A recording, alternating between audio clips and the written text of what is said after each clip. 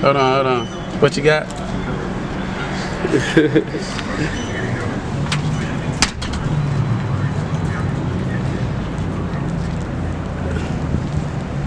Are you ready?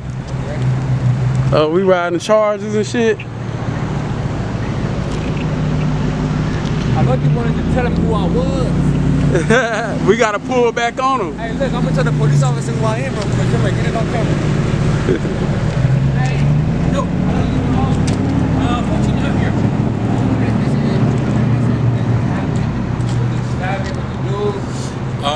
Where'd it happen at? On the strip. I do, yeah. The big one on the news, it was all on the news. Stab eight people? Yeah. So, That's scary. So I do like a whole bunch of good stuff, or marketing, whatever. But that dude, he might have mental health problems, and he may need some help. Probably wasn't a bad guy. And the reason I say this, because my name's, I was caught the Bellagio bandit back in 2016. I was on the news as well. Police shootout and everything. Is that right? Crazy story. Okay. And people got shot. People got shot and stuff. But they let me out of jail because I had mental health problems. I was on the news and everything. So. Well, I'm really happy for you, man. But you back? You back? You feeling a lot better, and you know what I mean. Life's turning a better down a better road. Yes, sir.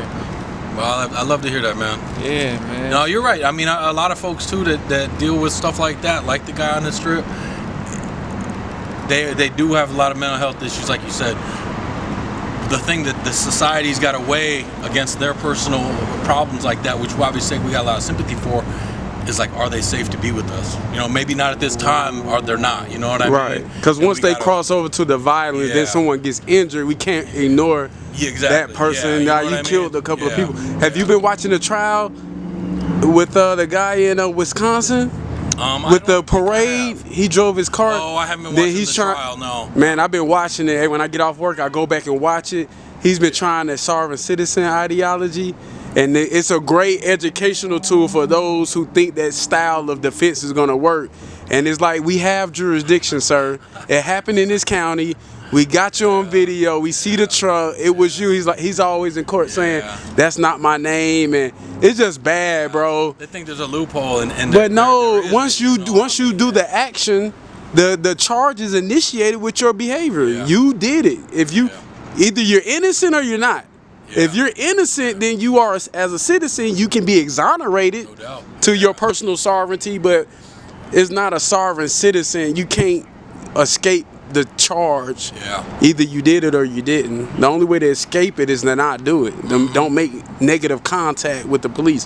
This is our style of making positive contact with the officers, because y'all are human. Y'all want to go home. Y'all got families. You know, contact. Yeah. Have a positive contact. And we want what's best for you. I'm telling you the truth. Because y'all protect people. When I run into, in particular young people, right? In particular young people, is like, okay, that's true. Right now I'm coming down on you. It feels like that to you. But I hope that this helps you make a better decision later. It's not about necessarily right now. Right. What it's about is we got to get you down a better road. Right. Right now the road you're because on this could be a slap on the wrist, but you can wake up doing 25, 30 years. So take that 1 or 2 years. Because I got in trouble with my younger. That's why I'm working with the young brother, because I'm from Atlanta. I got in trouble 18, 19, up to about 24. Then you grow up and say, are you going to keep doing this? Well, you can really make a living for yourself and just live life. I moved to Vegas right before COVID. Got my family. I had 3 children in the last 5 years. And it's been beautiful. Vegas is good. You know, the weed is legal. So if I do want to indulge, I'm not breaking the law. And you can make a living for yourself, and I try to tell people, stay out of trouble. It's not worth it.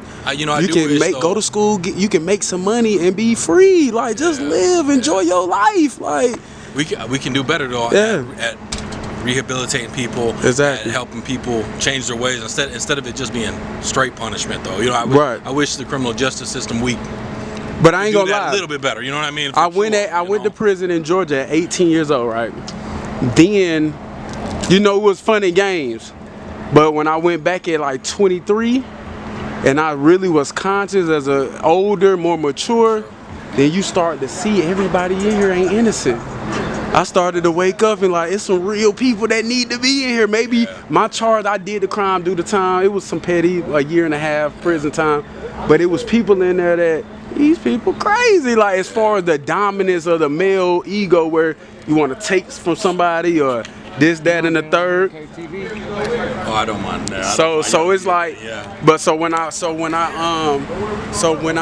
you know was mature enough to learn the lesson the second time. At 7, I went in at 17, and you know I'm a kid, so I'm running around. I know people that was already in there. I'm thinking this is summer camp. I'm not gonna lie, but as I watched and seen, then I went back for something that I was guilty for it, but I was more mature to accept the punishment and accept the rehabilitation, meaning, okay, I know I did wrong, and I'm just seeing people like, bro, there's people in here that have stabbed their wives 80 times. Like, I'm like, like I had sometimes everybody in here not everybody not innocent. Everybody will say it and this is wrong, but no, bro. Everybody in here ain't innocent. And it is what it is. So people just got to make better choices, and it take people who are a little older to work with the younger generation just to divert them from making the same mistakes and really understanding the world. Like this is why things are set up like this, because you want to be rebellious. I understand that's part of growth, but it has, you go play football, rebel, and you hit them hard, like versus you doing things that society says is wrong. Because it, you know, it's like the world is good if we make it that way. You know, people, you know, it's all, you know, society. Like you don't want to. You know, one thing I'll tell like officers that I used to work with or that I used to train or whatever is that people have this perception that they're like, oh, you got such a tough job because they think the world's against me. And I'm like, no, most of the interactions I have with people, it's just like any interaction anybody has, which is it can go either way sometimes. Yes, absolutely. You know but what for the most part, the society like the police. If you're cool with somebody, somebody's cool. Right, with you. exactly. That's how people interact with me. You know what I mean? Like, and people who live in. We appreciate y'all because I thought about the thing with what if my niece was on the strip, just came out of town and you walking, somebody just come around just. Like, you don't deserve that. You walking and you just slash her. Like, nobody is looking for that, but things can happen. So we need people who are the pillars of society, police, firefighters. It's things that, no, you call them and they come. Strangers, complete. Like, if I'm in trouble, I can call 911 and a complete stranger.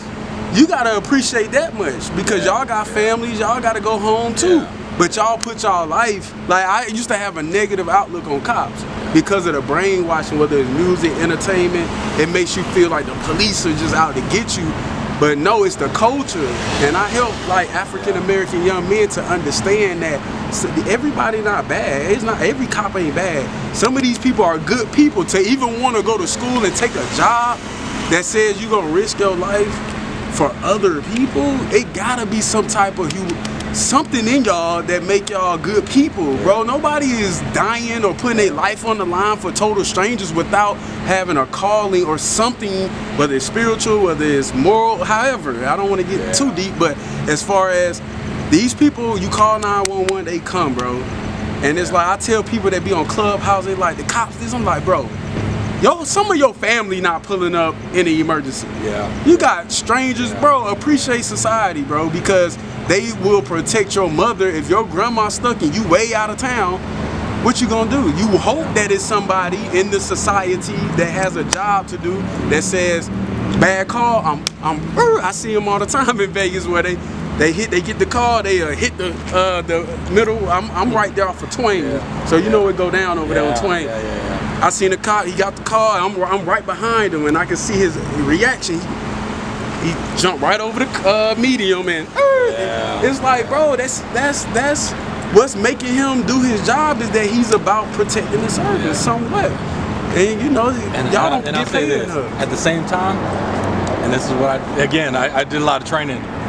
We always have to act in a way that's worthy of that appreciation. You know what I mean? Like that's on us. Right. You know what I mean? And so I appreciate that a whole lot. I appreciate y'all as I have grown up and just seen bad things happen, and nobody comes but the cops. Hey, good, white, black, it don't matter. People want to help or change, or safety is important, bro. Cause I like just living out here now. I seen stories that I ain't never seen on the East Coast, or just Vegas is different. As far as I seen a guy on the news, it happened like 2 weeks from one guy threw a baby off a damn balcony. Threw a baby like, bro, whatever going on with you and that girl, you threw a child over a balcony, bro. Like, that's sickening. Like, certain things I just don't, if mental health, I get it. But when it comes to you just lawlessly, like, okay, over there on Twain, this guy, he killed the baby, bro. That shit hurt my heart. He killed the baby, and he on the news acting like he helping the family look for the baby. Remember that story on Twain? Like, it was all like the girl looking for her child. He's on the news saying, bro, you killed the baby, bro. It's like, threw the baby over the wall, bro. And that child didn't deserve that shit, bro. It's just like, certain things as I change my thinking is like, Hey, some things y'all can't control, so don't feel like y'all couldn't. You feel me? Some things y'all can't stop. right. That's just Some like, things y'all can't stop, so don't take that to don't have that on he's your seen shoulders it all, too much. bro. He know that. Thank you for that, And for real, and You that, always carry around guilt, though. You know, being a cop, because Yeah, I bet there you are done some seen things. a- You know what I mean? But yeah, Like a judge You're in that right, though. court You're case, right, yeah. she said, I've seen the most heinous things imaginable. The judges, so the cops see it on the ground level. The judges and the prosecution, they see it after it's done, and they just see the case and just, we have to prosecute this guy. The judge is as a neutral, she's hearing, and the judge in that case, that man in Wisconsin drove his car into a parade and killed 6 people. that's crazy. Even I have done some heinous things, crazy. But I want to say, But you ain't just killed, people just out of anger or rage, and then now you waking up like, damn, I'm so sorry. Ooh, it's bad, bro. We just gotta stay safe, bro. It's. I don't know if you know who John Ponder is. John Ponder. Sean Ponder, founder of Hope for Prisoners. Hope for Prisoners. Oh, I know Hope for Prisoners well. I just Okay. didn't know him. Yeah. he's I've met him. I forgot his name. He works over there at the Mob Museum or something. They moved